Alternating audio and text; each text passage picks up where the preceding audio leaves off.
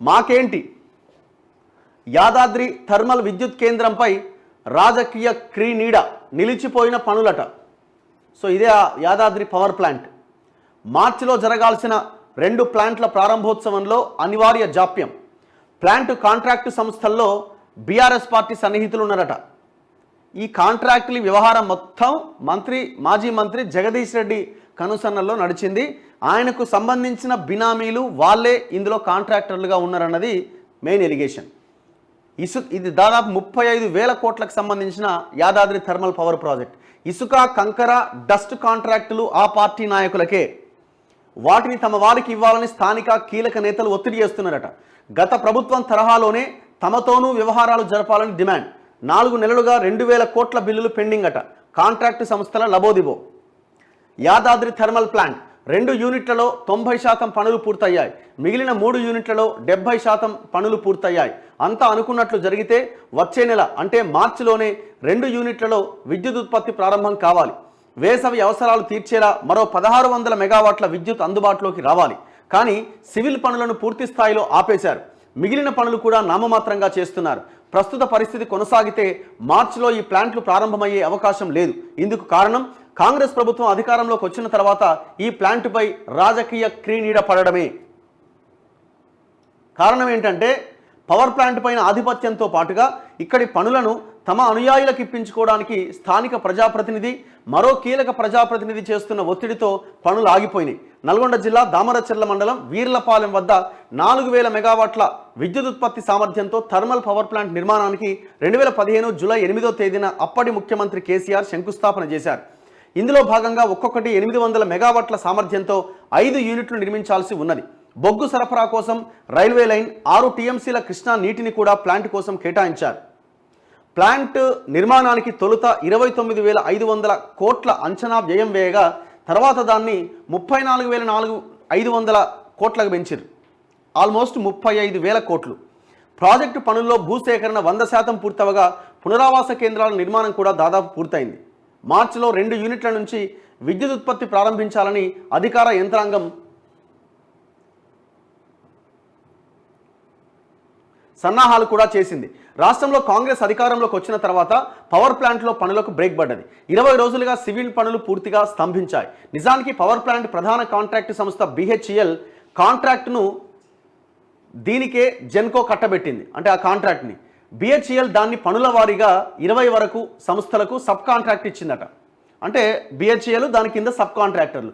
వీటిలో కొన్ని అప్పటి బీఆర్ఎస్ ప్రజాప్రతినిధులు, బీఆర్ఎస్ నేతలకు అనుకూలంగా వ్యవహరించాయని, వీటికి ఇసుక, కంకర, డస్టు సరఫరా కాంట్రాక్టులు కూడా బీఆర్ఎస్కు చెందిన నాయకులు, కార్యకర్తలు అప్పటి ప్రజాప్రతినిధులకు సన్నిహితులైన వారికే ఇచ్చారని కాంగ్రెస్ నాయకులు ఆరోపిస్తున్నారు. ఈ నేపథ్యంలో ఉమ్మడి నల్గొండ జిల్లాకు చెందిన ప్రజాప్రతినిధి, మరో కీలక ప్రజాప్రతినిధి కలిసి ఇసుక, కంకర, డస్టు కాంట్రాక్టులు ఆపేయాలని ఇటీవల హెచ్చరించారు. దాంతో వాటి సరఫరా నిలిపేసినట్లు విశ్వసనీయంగా తెలిసింది.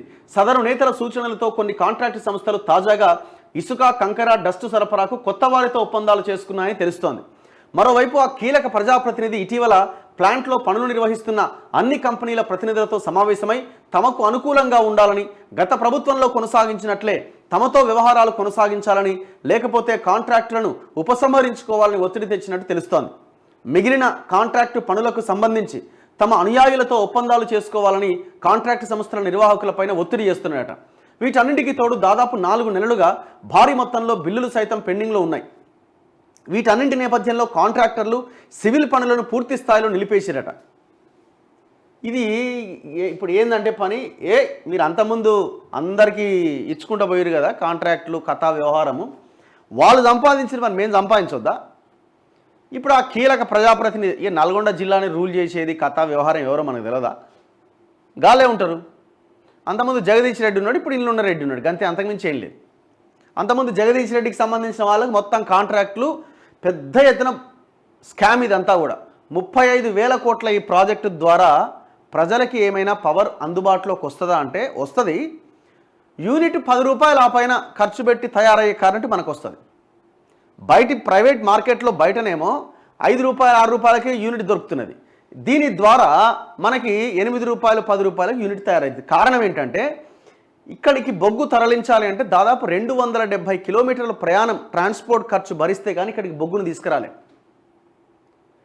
అసలు బొగ్గు ఉత్పత్తి కేంద్రానికి ఇక్కడికి సంబంధమే లేదు, అంటే అసలు దరిదాపుల్లో కూడా లేదు.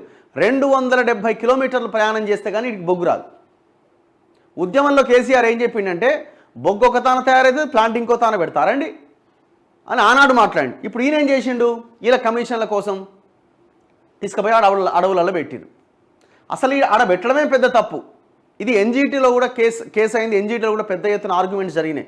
అసలు ఇక్కడ ఎట్లా పెట్టిరా అంటే మా ముఖ్యమంత్రి హెలికాప్టర్లు వచ్చిండు, ఇక్కడ పెట్టురా అని అన్నాడు, హెలికాప్టర్లో కూర్చొని మేము పెట్టినాం, మాకు మార్చడానికి అవకాశం లేకుండా పోయిందని అధికారులు తేల్చేసారు ఎన్జీటీలో. ఇది మన లెక్క. మొత్తానికి అటో ఇటో 80% అటు ఇటుగా కంప్లీట్ చేసారు. ఇది ఒకవేళ కంప్లీట్ అయినా దీనివల్ల మనకు రూపాయి ఉపయోగం లేదు. ఇంకా ఇది మన గుదిబండ తప్ప ఇంకొకటి లేదు. ఎంత ఖర్చు పెట్టిండు, 35,000 కోట్లు ఖర్చు పెడుతున్నారు. ఇప్పుడు అక్కడ భద్రాద్రి ఉన్నది, ఏమైనా ఉపయోగం ఉందా? రేపు పొద్దున పోలవరం కంప్లీట్ అయితే బ్యాక్ వాటర్తో మునిగిపోతుంది. అది ఎవరికి కావాల్సిన కమిషన్లు వాడు తినేసిండు ఆల్రెడీ. అది కూడా అంతే, చాలా కాస్ట్లీయెస్ట్ ప్రాజెక్ట్ అది. అది కూడా యూనిట్ 8 నుంచి 10 రూపాయలు ఆ పైన ఖర్చు అయితే తప్ప ఒక యూనిట్ తయారు కాదు అందులో. దేనికోసం ఇవన్నీ? ఇప్పుడు ఇంట్లో మళ్ళీ ఇట్లా తన్నుకుంటున్నాడు. పోయినసారి టీఆర్ఎస్ వాళ్ళు తిన్నారు కదా, మరి మేము తినొద్దా అని వీళ్ళు ఈడ నల్గొండ లీడర్లు.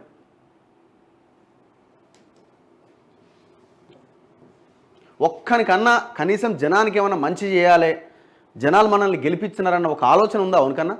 ఒక్క లీడర్ కన్నా ఏమైనా ఇంత 10 ఏళ్ళుగా ప్రతిపక్షంలో ఉన్నాం. ఎటుబాయ్ ఇసుక ఎటుబాయ్, పైసలు ఎటుబాయ్, కాంట్రాక్టులు ఎటుబాయ్, ఆవురావురమంటూ ఉన్నారు. వానికేమో అయ్యో 10 ఏళ్ళు సంపాదిస్తుంది కదా, ఇంకో 1000 కోట్లు ఎన్నికేసుకుంటే అయిపోతుంది వానిలోని వాంది. మళ్ళీ ఇళ్ళకి వస్తే బాగుంటుంది కదా అని మళ్ళీ ఆ ప్రయత్నాలు. అందుకే పబ్లిక్లోనే మార్పు రావాలి, ప్రజల్లో మార్పు వస్తేనే ఇదేమైనా సాధ్యమవుతుంది.